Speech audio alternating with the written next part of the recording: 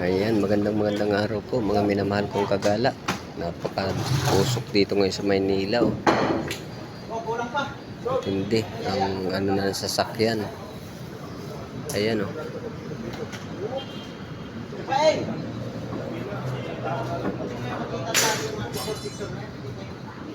Matindi ang usok po dito. Ito na!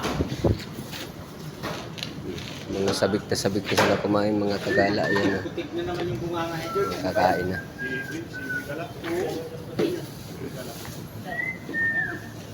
So, paano po mga minamahal kong kagala? Hanggang dito na lang po muna at hanggang sa muli po. Kain po muna tayo. Okay, sige. Maraming salamat po. Bye-bye.